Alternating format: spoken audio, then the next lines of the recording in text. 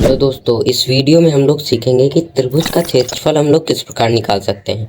और इस वीडियो में हम लोग समकोण त्रिभुज का क्षेत्रफल निकालना सीखेंगे। तो सबसे पहले हम लोग बेसिक चीज़ समझते हैं कि समकोण त्रिभुज क्या होता है। अगर आपको पता है तो अच्छी बात है, और भी बच्चों को पता हो जाएगा जिन्हें नहीं पता, और आपका रिवीजन हो जाएगा। देखिए समकोण त्रिभुज क्या होता है। वह त्रिभुज जिसका एक कोण 90 अंश का होता है। मतलब ये कोई त्रिभुज है और इसका एक कोण ये 90 अंश है, तो इसीलिए ये समकोण त्रिभुज कहलाएगा। सिंपल वे में बस आपको ये समझना है कि ऐसा त्रिभुज जिसका एक कोण 90 अंश हो उसे समकोण त्रिभुज कहते हैं। वो चाहे यहाँ पर 90 अंश हो, चाहे यहाँ 90 अंश हो, चाहे यहाँ, एक जगह आपका 90 अंश होना चाहिए, तभी वो समकोण त्रिभुज होगा। और अब हम लोग समझते हैं कि समकोण त्रिभुज का क्षेत्रफल निकालने के लिए हमारे पास क्या सूत्र होता है। देखिए समकोण त्रिभुज के क्षेत्रफल निकालने का हमारे पास सूत्र होता है 1/2 गुणे आधार गुणे ऊंचाई।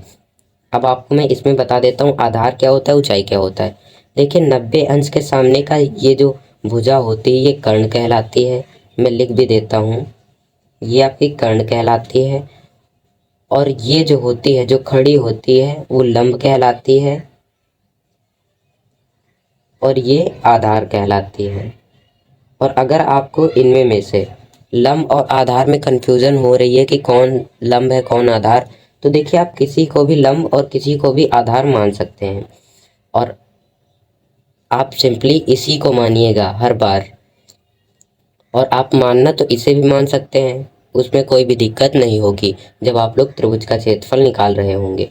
तो चलिए हमने ये सीख लिया कि त्रिभुज, समकोण त्रिभुज में कर्ण, लंब और आधार क्या होता है। एक बार और बता देता हूँ कि 90 डिग्री के सामने की जो भुजा होती है वो कर्ण कहलाती है, और जो दो भुजाएं बचती हैं वो लंब और आधार हो जाती हैं। अब समकोण त्रिभुज का क्षेत्रफल का सूत्र देखते हैं। समकोण त्रिभुज का क्षेत्रफल, तो समकोण त्रिभुज, हमने त्रिभुज लिख लिया और हमें इसका क्षेत्रफल निकालना है। समकोण त्रिभुज का क्षेत्रफल, देखिए सबसे पहले इसके क्षेत्रफल का सूत्र क्या था, आधार गुणे ऊंचाई। और उसके साथ 1/2 भी था, 1/2 गुणे आधार और फिर से गुणे ऊंचाई थी, ऐसे ऊंचाई थी। तो इतना था। अब देखिए अब करेंगे क्या, 1/2 और आधार, आधार हमारा 8 सेंटीमीटर है, तो ये 8 सेंटीमीटर हो जाएगा। और गुणे लगाएंगे। देखिए 8 सेंटीमीटर है, ये मात्रक है। आप जब हल कर रहे हो तो मात्रक मत लगाइएगा। और ऊंचाई क्या होगी, ऊंचाई को ही हम लोग लंब कहते हैं। तो ऊंचाई 6 है तो 6 लिख देंगे। अब इसे गुणा कर लेते हैं। देखिए ये बटे में है और ये ऊपर है, तो ये जो बटा वाला है, बटे वाले से हम इसको काट सकते हैं। 2 एकम 2, 2 चौको 8। तो देखिए हमारा क्या है, 1 गुणे 4 गुणे 6, और इसके बटे में भी 1 था। अब क्या होगा, अब ऊपर ऊपर वालों का गुणा और नीचे नीचे, नीचे तो कुछ भी नहीं है गुणा करने को, तो 1 ही नीचे आ जाएगा। अब इनका ऊपर वालों का गुणा करते हैं। 1 का गुणा 4 में करेंगे 4 हो जाएगा, और 4 का गुणा जब 6 में करेंगे तो 24 हो जाएगा। 4 छंग 24, तो ये 24/1 हो जाएगा। देखिए बटे में 1 हो तो आप उसे सिंपली लिख सकते हैं, 1 को लिखने की ज़रूरत नहीं। अब ये जो 24 आया है इस त्रिभुज का क्षेत्रफल आया है। और क्षेत्रफल का मतलब ये कितनी जगह घेर रहा है, तो ये 24 जगह घेरेगा। आप इसे ऐसे नहीं कहेंगे कि ये 24 जगह घेरेगा, इस तरीके से नहीं कहेंगे, जो कि मैंने पहले कहा। क्यों नहीं कहेंगे, देखिए अब ये जो क्षेत्रफल है, क्षेत्रफल का भी मात्रक होता है। ये जैसे भुजाएं सेंटीमीटर में थी, तो ये जो क्षेत्रफल निकल के आएगा वो सेंटीमीटर स्क्वायर में निकल के आएगा, मतलब सेंटीमीटर वर्ग में निकल के आएगा। तो ये जो 24 सेंटीमीटर स्क्वायर है ये इस त्रिभुज का क्षेत्रफल हो जाएगा। अब ये जो 24 सेंटीमीटर स्क्वायर है इसका मतलब क्या है ये समझते हैं। 24 सेंटीमीटर का स्क्वायर मतलब है कि अगर हम 1 सेंटीमीटर, सबसे पहले हमें समझना पड़ेगा 1 सेंटीमीटर स्क्वायर का मतलब क्या होता है।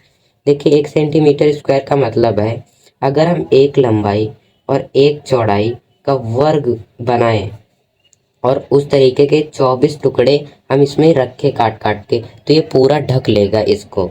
तो इसका मतलब ये है 1 सेंटीमीटर स्क्वायर का मतलब है 1 गुणे 1, मतलब 1 गुणे 1 का वर्ग जो होगा उस इस तरीके के वर्ग के 24 टुकड़े आप अगर मिलाएंगे तो इस प्रकार का आपको त्रिभुज मिलेगा। आप करके भी देख सकते हैं। ये देखिए हमारा दूसरा सवाल है। अब इसको हल करते हैं। देखिए इसमें यहाँ 90 अंश नहीं है, तो सबसे पहले हमें 90 अंश बनाना पड़ेगा। अगर आपके सवाल में 90 अंश नहीं बना है तो आप उसमें समकोण त्रिभुज का कोई भी चिन्ह नहीं लगा सकते। या आपको ऐसा सिर्फ ऐसा चिन्ह मिलेगा या आपको लिखा भी हो सकता है कि 90 अंश है। तो अब इसका क्षेत्रफल कैसे निकालेंगे? सिंपली इसका सूत्र लिख देंगे। समकोण त्रिभुज के क्षेत्रफल का सूत्र था 1/2 और गुणे आधार और गुणे में ऊंचाई। कितना था? अब सिंपली आधार और ऊंचाई को समझना है। देखिए जब क्षेत्रफल आप निकाल रहे हो तो आप इसमें से आधार और ऊंचाई किसी को भी मान सकते हैं। देखिए हम इसको आधार मान लेंगे, इसको ऊंचाई। तो देखिए 1/2 आधार तो यही होता है और ऊंचाई ये होती है, ऊंचाई ये होती है। तो देखिए आधार हमारा है 24 और ऊंचाई है 7 सेंटीमीटर। तो देखिए 2 से कट जाएगा, 2 एकम 2, 2 दूनी 4।